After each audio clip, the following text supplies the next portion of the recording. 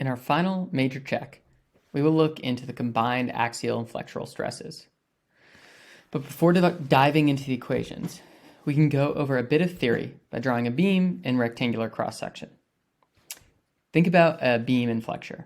As the beam deflects, part of this beam is in tension while the other part is in compression, which I've drawn in blue and red here. This is our flexural stress. So pure axial compression will cause a uniform compressive stress to the section that I've drawn here in blue. However, because the axial load is eccentric, there is a flexural stress that contributes to the overall stress in the section as follows. A portion of the column will be in extra compression, while another portion of the column will have some tension, which I've drawn as FB here. Because of this, we need to compare our combined stresses, which I've shown here as our maximum sectional stress, and the code uses equation 8-14, or FA over capital FA plus FB over capital FB must be less than or equal to 1. Now, generally, the strong axis H over R is always less than 99. However, considering the weak axis, it is possible to get an H over R of larger than 99.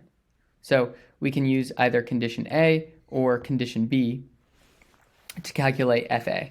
And these are the two equations given by the code for our capital FA value. Usually, this isn't always true, so we'll want to double check. But for the strong axis, we'll be using this first equation, and for the weak axis, we'll be using this second equation.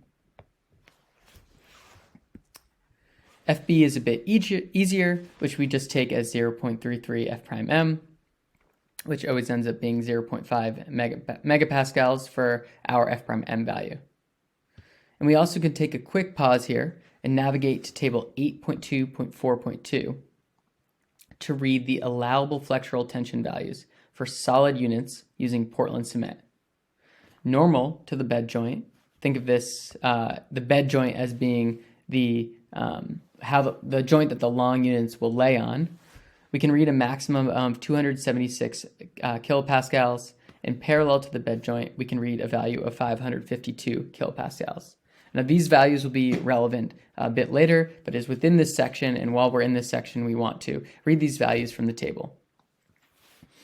And next, we can calculate our actual axial stress, lowercase fa, simply as our P wall over A wall, where A wall being the area of the wall, the full depth and width of the ramp wall.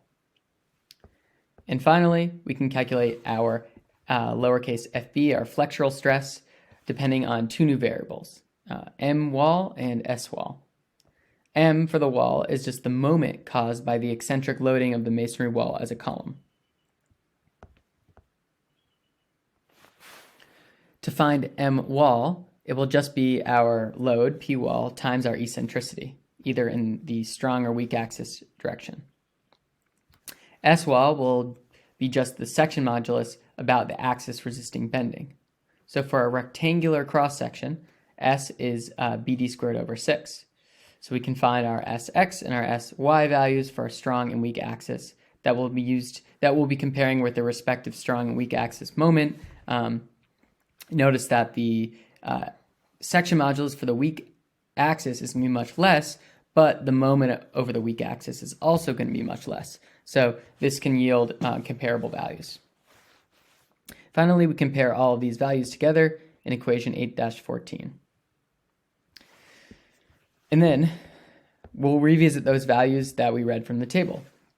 On a final note, separately from the combined check, we also want to just make sure our allowable flexural tension stresses are okay from the values read from the table.